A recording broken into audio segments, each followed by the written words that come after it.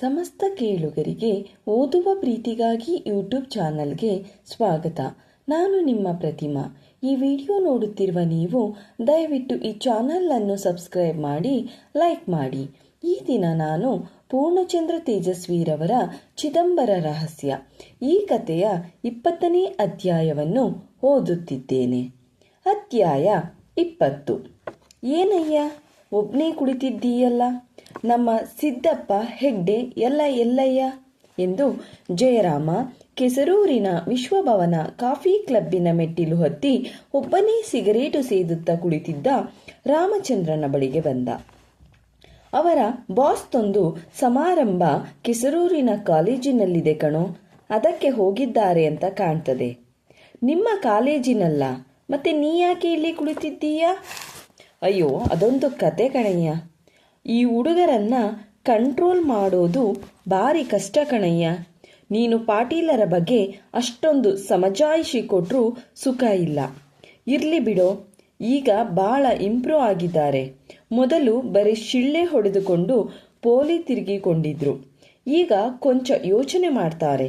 ಸಿದ್ಧಾಂತ ಗಿದ್ಧಾಂತ ಅಂತ ಮಾತಾಡ್ತಾರೆ. ಅಂದರೆ ಈಗ ಸಿದ್ಧಾಂತದ ಪ್ರಕಾರ ಗಲಾಟೆ ಮಾಡ್ತಾರೆ ಅಷ್ಟೇ. ಬೆಳಗ್ಗೆನಿಂದ ಎಷ್ಟು ಹೇಳಿದರೂ ಕೇಳದೆ ಪಾಟೀಲರಿಗೆ ಪ್ರಶ್ನೆ ಕೇಳ್ತೀವಿ ಅಂತ ಪೀಡಿಸಿದರು. ಹ್ಞೂ ಅಂದೆ. ಪ್ರಶ್ನೇನು ಹೇಳ್ಕೊಡಿ ಅಂತ ಪೀಡಿಸೋದಕ್ಕೆ ಶುರು ಮಾಡಿದರು. ಇನ್ನೆಲ್ಲಾದರೂ ಕರಿ ಬಾವುಟ ಹಿಡಿದು ಧಿಕ್ಕಾರ ಕೂಗಿಯಾರು ಅಂತ ಪ್ರಶ್ನೆ ಕೇಳೋದಕ್ಕೆ ತಯಾರಿ ಕೊಟ್ಟು ನಾನು ಮಾತ್ರ ಸಮಾರಂಭಕ್ಕೆ ಬರೋದಿಲ್ಲ ಅಂತ ಇತ್ಲಾಗೆ ಬಂದೆ. ಪ್ರಶ್ನೆ ಕೇಳಲಿ ಬಿಡೋ. ಹಂಗಲ್ಲ ಜಯರಾಮ್, ಈ ಊರಿನ ವಾತಾವರಣ ಯಾಕೋ ಹದಗೆಟ್ಟಿದೆ. ಯಾವ ಸಣ್ಣ ಘಟನೆಯೂ ಅನಾಹುತಕ್ಕೆ ನಾಂದಿಯಾಗಬಹುದು. ಅದಕ್ಕೆ ಯೋಚನೆ ಮಾಡ್ತಾ ಚಿಂತಿಸ್ತಾ ಕುಳಿತಿದ್ದೆ ಕಣಯ್ಯ. ಆ ಹುಡುಗರು ಕೊಂಚ ತೀವ್ರಗಾಮಿಗಳು ಕಣಯ್ಯ. ಅದೇ ತೊಂದರೆ. ಈ ಫೈರ್ ಬ್ರ್ಯಾಂಡ್ಗಳು ಸಭೆಯಲ್ಲಿ ಮಾತಿಗೆ ಮಾತಾಡುತ್ತಾ ಎಲ್ಲಾದರೂ ಕೈ ಮಿಲಾಯಿಸೋದಕ್ಕೆ ಹೋದರೆ ಮಾತ್ರ ತೊಂದರೆ ನೋಡು. ಅಷ್ಟರಲ್ಲಿ ಶ್ಯಾಮನಂದನ ಅಂಗಾಡಿಯ ನೀಳಕಾಯ ಹೋಟೆಲಿನ ಬಾಗಿಲನುದ್ದಕ್ಕೂ ಪ್ರತ್ಯಕ್ಷವಾಯಿತು. ಜಯರಾಮ್ ಆ ಕಡೆಗೆ ಬೆನ್ನು ತಿರುಗಿಸಿ ಕುಳಿತಿದ್ದರಿಂದ ಬಂದದ್ದು ತಿಳಿಯಲಿಲ್ಲ.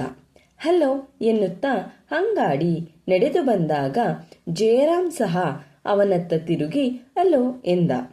ಎಲ್ಲಿ ನಮ್ಮ ಹೆಗ್ಡೆ ಸಿದ್ದಪ್ಪ ಎಲ್ಲ? ಬರೀ ಇಬ್ಬರೇ ಕುಳಿತಿದ್ದೀರಲ್ಲ ಎಂದೆನ್ನುತ್ತಾ ಬೇರೊಂದು ಟೇಬಲಿನಿಂದ ಕುರ್ಚಿ ಎಳೆದುಕೊಂಡು ಕುಳಿತ ಅಂಗಾಡಿ. ಇನ್ನೇನು ಬರಬಹುದೇನೋ ಎಂದೆನ್ನುತ್ತಾ ರಾಮಚಂದ್ರ ಸಿಗರೇಟು ತೆಗೆಯುವ ಹೊತ್ತಿಗೆ ಹೆಗ್ಡೆ ಸಿದ್ದಪ್ಪ ಇಬ್ಬರು ಮೆಟ್ಟಿಲು ಹತ್ತಿ ಹೊಳಬಂದರು. ಏನಪ್ಪ, ಫಂಕ್ಷನ್ ಮುಗಿತಾ ಆಗ್ಲೇ ಎಂದು ರಾಮಚಂದ್ರ ಆತಂಕದಿಂದ ಕೇಳಿದ. ರಾಮಚಂದ್ರ, ನೀನು ಸಮಾರಂಭ ಹಾಳು ಮಾಡೋದಕ್ಕೆ ಸುಬಾಹು, ಮಾರಿಚ ಮುಂತಾದ ರಾಕ್ಷಸರನ್ನು ಚೂಬಿಟ್ಟು ಇಲ್ಲಿ ಆರಾಮಾಗಿ ಕುಳಿತು ವರ್ತಮಾನ ಕೇಳ್ತಿದ್ದೀಯಾ ಎಂದು ಹೆಗ್ಡೆ ಕೇಳಿದ. ರಾಮಚಂದ್ರ ಗಾಬರಿ ಬಿದ್ದು ಏನಂದೆ, ಏನಾಯ್ತೋ ಎಂದು ಕೇಳಿದ. ಹೆಗ್ಡೆ ಸಮಾರಂಭದಲ್ಲಿ ನಡೆದದ್ದನ್ನೆಲ್ಲ ತಿಳಿಸಿ ಪೊಲೀಸರ ಪ್ರವೇಶದಿಂದ ಸಮಾರಂಭದಲ್ಲಿ ಹೊಡೆದಾಟ ತಪ್ಪಿತೆಂದು ತಿಳಿಸಿದ. ನಮ್ಮ ಚೀಫ್ ಮೊದಲೇ ಸಿನಿಕ್ಕು, ಇನ್ನು ಕೆಸರೂರಿನ ಜನಾನ ಇನ್ನಷ್ಟು ಬೈತಾರೆ ಎಂದ. ಗಲಾಟೆ ಮಾಡಬೇಡಿ, ಬರೀ ಪ್ರಶ್ನೆ ಕೇಳಂತ ತರಬೇತಿ ಕೊಟ್ಟು ಕಳಿಸಿದ್ದೀನಿ. ನೋಡಯ್ಯ, ಹೀಗೆ ಹೊಡೆದಾಟಕ್ಕೆ ಹೋಗಿದ್ದಾರಲ್ಲ, ಖಿನ್ನನಾಗಿ ರಾಮಚಂದ್ರ ಹೇಳಿದ. ಅವರು ಪ್ರಶ್ನೆಯನ್ನು ಕೇಳಲಿಲ್ಲ, ಇವರು ಉತ್ತರನೂ ಹೇಳಲಿಲ್ಲ. ಇವರು ಪಾಟೀಲರ ಚೀಳು ಮಂತ್ರದ ಬಗ್ಗೆ ಏನೋ ಕೇಳೋದಕ್ಕೆ ಹೊರಟರು. ಪಾಟೀಲರು ಮಂತ್ರತಂತ್ರ ನಾನು ನಂಬೊಲ್ಲ ಎಂದೇನೋ ಹೇಳಿದರು. ಅಷ್ಟರಲ್ಲಿ ಒಂದಷ್ಟು ಜನ ನೀನು ನಾಸ್ತಿಕವಾದಿ, ದೈವ ವಿರೋಧಿ ಅಂತ ಎದ್ದರು. ಮಸೀದಿ, ದೇವಸ್ಥಾನ ಎಲ್ಲ ವಾದವಿವಾದಕ್ಕೆ ಬಂತು. ಕೆಲವರು ಪಾಟೀಲರಿಗೆ ಧಿಕ್ಕಾರ ಕೂಗಿದರು. ನಿನ್ನ ಶಿಷ್ಯರು ಕೂಡಲೇ ಪಾಟೀಲರಿಗೆ ಜಯಕಾರ ಹಾಕತೊಡಗಿದರು. ಪೊಲೀಸರಿಗೆ ಯಾರಿಗೆ ಚೊಚ್ಚಬೇಕೋ ಗೊತ್ತಾಗದೆ ಸಭೆ ಬರಕಾಸ್ತಾಯಿತು. ಹೆಗ್ಡೆ ಮಾತನ್ನು ಕೇಳಿ ರಾಮಚಂದ್ರ ಜಯರಾಮನ ಕಡೆಗೆ ತಿರುಗಿ, ನೋಡಿದೆಯಾ, ಅದಕ್ಕೆ ಕಣಯ್ಯ ಈ ಊರಿನಲ್ಲಿ ಸಣ್ಣ ಪುಟ್ಟದ್ದು ಏನೊಂದಾದರೂ ದೊಡ್ಡ ಅನಾಹುತಕ್ಕೆ ನಾಂದಿಯಾಗುತ್ತೆ ಅಂತ ಹೇಳಿದ್ದು ಎಂದ. ಕಿಡಿಬಿದ್ದು ಬೆಂಕಿ ಹೊತ್ತಿಕೊಳ್ಳಲಿ ಬಿಡು, ಈ ಜ್ವಾಲಾಮುಖಿ ಮೇಲೆ ಯಾವತ್ತು ಸಿಡಿಯುತ್ತೋ ಅಂತ ಕೂತಿರೋದರ ಬದಲು ಆಗೋದೆಲ್ಲ ಆಗಿಬಿಡೋದು ಒಳ್ಳೆಯದಲ್ಲವೇ? ಕೆಸರೂರಿನ ಕಾಯಿಲೆಗೆಲ್ಲ ಅದೊಂದೇ ಮದ್ದಂತ ಪಾಟೀಲರು ಹೇಳ್ತಾರಲ್ಲ, ನಾನು ಅದೇ ತೀರ್ಮಾನಕ್ಕೆ ಬಂದಿದ್ದೇನಯ್ಯ ಎಂದ ಜಯರಾಮ್. ಪಾಟೀಲರ ಮಾತು ಕೇಳಿ, ಅವನೊಬ್ಬ ಥರ್ಡ್ ರೇಟ್ ಸಿನಿಕ್ಕು ಕಣೋ, ಜೋಗಿಹಾಳರಿಗಿದ್ದ ಮಾನವೀಯತೆ ಒಂದಂಶನೂ ಇಲ್ಲ ಈತನಿಗೆ. ಸಿದ್ದಪ್ಪ ಗೊಣಗಿದ. ನಮ್ಮ ಅತ್ಯುತ್ತಮ ವಿಜ್ಞಾನಿಗಳಲ್ಲಿ ಒಬ್ಬರು ಅಂತಾರಲ್ಲೋ, ಜೋಗಿಹಾಳರೇ ಇವನ ಬಗ್ಗೆ ಬಹಳ ಸಾರಿ ಹೇಳ್ತಿದ್ರಲ್ಲ ಎಂದ ಹೆಗ್ಡೆ. ಹೇಳ್ತಾರೆ, ಆದರೆ ಹೇಳಿದೆನ್ನೆಲ್ಲ ಅವನೊಬ್ಬ ಥರ್ಡ್ ರೇಟ್ ಸಿನಿಕ್ ಅಂತ. ಅವನಿಗೆ ಯಾರಾದರೂ ವೈರಿಗಳಿದ್ದಾರೆ ಅಂತ ಅಂದಾಗಲೇ ಬುದ್ಧಿ ಚುರುಕಾಗೋದು ಕಾಣ್ತದೆ. ಬೆಳಿಗ್ಗೆ ನೋಡು, ಜೋಗಿಹಾಳರನ್ನು ನೀವೇ ಕೂನಿ ಮಾಡಿದ್ದೀರಿ ಅಂತ ಹ್ಯಾಂಗೆ ಸುಮ್ಮನೆ ಬ್ರೀಡರ್ ಮಹಮ್ಮದನ ಮೇಲೆ ನಮ್ಮ ಮೇಲೆ ಎಲ್ಲರಿಗಿದ. ಅವನ ರೂಪಕದ ಭಾಷೆಗೆ ಬೆಂಕಿ ಹಾಕ. ಯಾರಾದರೂ ಅದನ್ನೇ ನಿಜ ಅಂತ ತಿಳಿದರೆ ಜೋಗಿಹಾಳರ ಜೊತೆ ಕೆಲಸ ಮಾಡಿದವರು ನಮ್ಮ ಕತೆ ಏನಾಗಬೇಕಯ್ಯ? ಸಿದ್ದಪ್ಪ ಕಳವಳದಿಂದ ಹೇಳಿದ. ಅಷ್ಟರವರೆಗೂ ಇವರ ಮಾತುಕತೆಗಳನ್ನೆಲ್ಲ ಮೌನವಾಗಿ ಕೇಳಿಸಿಕೊಳ್ಳುತ್ತಾ ಕುಳಿತಿದ್ದ ಅಂಗಾಡಿ, ಮಿಸ್ಟರ್ ಸಿದ್ದಪ್ಪ, ಪಾಟೀಲರು ನೀವೆಲ್ಲ ಜೋಗಿಹಾಳರ ಜೊತೆ ಸರಿಯಾಗಿ ಸಹಕರಿಸದೆ ಅವರ ಸಾವಿಗೆ ಮಾನಸಿಕವಾಗಿ ಕಾರಣರಾದಿರಂತ ರೂಪಕದ ಭಾಷೆಯಲ್ಲಿ ಹೇಳಿದ್ದಾರಲ್ಲ, ಅದೇ ಅಕ್ಷರಶಃ ನಿಜನೂ ಇರಬಹುದೇನೋ ಅಂತ ನನಗೆ ಗುಮಾನಿ ಎಂದ. ಅದಕ್ಕೆ ಕುಪಿತನಾದ ಹೆಗ್ಡೆ, ಸರಿ, ಮತ್ತೆ ಶುರುವಾಯ್ತಲ್ಲ ಹಳೆಯ ಅವಾಂತರ, ಅದಕ್ಕೆ ನಾವು ಇಂಟೆಲಿಜೆನ್ಸ್ನವರ ತಂಟೆ ನಮಗೆ ಬೇಡ ಅಂತ ಹೇಳೋದು ಎಂದ. ಜೋಗಿಹಾಳರು ಬದುಕಿದ್ದಾಗ ನಮಗೆ ಅವರ ಮೇಲೆ ಎಷ್ಟೊಂದು ಗೌರವ ವಿಶ್ವಾಸ ಇತ್ತೋ ಅದೆಲ್ಲ ಅವರ ಮರಣಾನಂತರ ಮಾಯವಾಗಿ ಜೋಗಿಹಾಳರ ಹೆಸರೆತ್ತಿದರೆ ಈಗ ತಲೆಕೆಡುತ್ತದೆ ಎಂದು ಸಿದ್ದಪ್ಪ ಹೆಗ್ಡೆಯೊಂದಿಗೆ ದನಿಗುಡಿಸಿದ. ನನಗೂ ಹಾಗೆ ಆಗಿದೆ ಸಿದ್ದಪ್ಪ. ಎಲ್ಲಿ ಯಾವ ವಿಷಯ ಎತ್ತಿಕೊಂಡರೂ ಅದು ಕೊನೆಗೆ ಜೋಗಿಹಾಳರ ಸಾವಿಗೆ ಬಂದು ನಿಲ್ಲತೊಡಗಿದೆ. ಪ್ರತಿಯೊಂದು ಜೋಗಿಹಾಳರ ಸಾವಿನ ರಹಸ್ಯದ ಸುತ್ತ ತಿರುಗುತ್ತದೆ ಈ ಊರಲ್ಲಿ. ಇವತ್ತು ಸ್ಟೇಷನ್ನಿಗೆ ಹೋಗಿ ಹಳೇ ತನಿಖೆ ರಿಪೋರ್ಟ್ಗಳನ್ನೆಲ್ಲ ತೆಗೆಸಿ ನೋಡಿದೆ. ಎಲ್ಲ ಅಧ್ವಾನ, ಕಲಸು ಮೇಲೋಗರ, ಎಂತೆಂಥದ್ದೋ ದುರುದ್ದೇಶಗಳ ಒಳದನಿ ಅದರೊಳಗೆ. ಹೆಗ್ಡೆ, ಅಂಗಾಡಿ, ಖಂಡಿತ ನನ್ನ ನಂಬಿಕೆ ಹೇಳುತ್ತೇನೆ, ಜೋಗಿಹಾಳರನ್ನು ಕೂನಿ ಮಾಡೋದಕ್ಕೆ ಯಾರಿಗೂ ಯಾವ ಕಾರಣವೂ ಇಲ್ಲ. ದಯಮಾಡಿ ಆ ವಿಷಯ ಎತ್ತಿ ನಮ್ಮ ಮೇಲೆ ಹಳೇ ಶನಿಗಳನ್ನೆಲ್ಲ ಛೂ ಬಿಡಬೇಡಿ ಎಂದವ ಅತ್ತಿತ್ತ ಜನ ಓಡಾಡುತ್ತಿರುವುದನ್ನು ನೋಡಿ, ಅಂಗಾಡಿ, ನಾವು ಕುರ್ಚಿ ಒಂದು ಮೂಲೆಗೆ ಹಾಕಿಕೊಂಡು ಮಾತನಾಡುವುದು ಒಳ್ಳೆಯದು ಎಂದ. ಜಯರಾಮ, ರಾಮಚಂದ್ರ ಇಬ್ಬರು ಇವರ ಸಂಭಾಷಣೆಗಳನ್ನು ಕೇಳುತ್ತಾ ಕುತೂಹಲಗಳಾಗುತ್ತಿದ್ದರು. ಎಲ್ಲ ಎದ್ದು ಕುರ್ಚಿಗಳನ್ನು ಹೊತ್ತು ಮೂಲೆಗೆ ಹಾಕಿಕೊಂಡರು.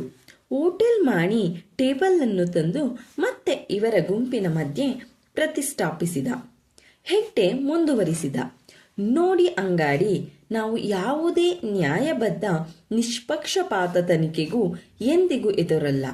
ಆದರೆ ನಾನು ಹೆದರಿರೋದಕ್ಕೆ ಕಾರಣ ಆ ತನಿಖೆ ಆದ್ಯಂತ ಎಷ್ಟೊಂದು ಜನ ಒಳ ಉದ್ದೇಶಗಳನ್ನಿಟ್ಟುಕೊಂಡು ತಮ್ಮ ಬೇಳೆ ಬೇಯಿಸಿಕೊಳ್ಳುವುದಕ್ಕೆ ನೋಡಿದರು ಗೊತ್ತಾ? ಶೇಂದಿ ಕಾಂಟ್ರಾಕ್ಟರ್ ತಲೆಗೆ ತರೋದಕ್ಕೆ ಕೆಲವರು, ಬ್ರೀಡರ್ ಮಹಮ್ಮದ್ ಕುತ್ತಿಗೆಗೆ ತರೋದಕ್ಕೆ ಕೆಲವರು, ನಾನು ಸಿದ್ದಪ್ಪನು ಕೊಂಚವೇ ದೌರ್ಬಲ್ಯ ತೋರಿಸಿದರೂ ನಮ್ಮ ಬಾಯಲ್ಲಿ ಯಾರ ಮೇಲೋ ಸುಳ್ಳು ಹೇಳಿಸೋದಕ್ಕೆ ತಯಾರಿ ನಡೆಸಿದರು. ಅದಕ್ಕೆ ನಮಗೆ ಜೋಗಿಹಾಳರ ಕೊಲೆ ರಹಸ್ಯವೆಂದರೆ ದೆವ್ವ ಕಂಡ ಆಗಾಗುತ್ತೆ. ಹಾಗಲ್ಲ ಹೆಗ್ಡೆ, ನಾನೀಗ ಜೋಗಿಹಾಳರ ಸಾವಿನ ತನಿಖೆ ಮಾಡೋದಕ್ಕೆ ಬಂದಿಲ್ಲಪ್ಪ. ನನ್ನ ಹತ್ರ ಯಾಕೆ ಇಂದು ಮುಂದೆ ನೋಡ್ತೀರಾ ಎಂದ ಅಂಗಾಡಿ.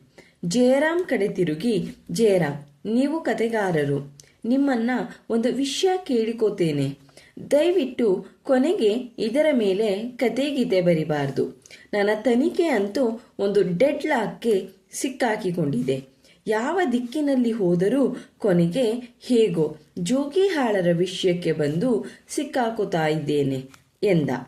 ಅದಕ್ಕೆ ಜಯರಾಮ್ ನಗುತ್ತಾ, ಅಂಗಾಡಿ, ಒಬ್ಬ ಸಾಹಿತಿಗೆ ಯಾರು ಬರಿಬೇಡ ಅಂತಾಗಲಿ ಬರಿ ಅಂತಾಗಲಿ ಹುಕ್ಕುಂ ಚಲಾಯಿಸೋ ಹಾಗಿಲ್ಲ. ಸ್ವಂತ ಬರಹಗಾರರಿಂದಲೂ ಅದು ಅಸಾಧ್ಯ ಎಂದ. ಹೋಗಲಿ, ಪಬ್ಲಿಷ್ ಆದರೂ ಮಾಡದೇ ಇರಬಹುದಲ್ಲಯ್ಯ.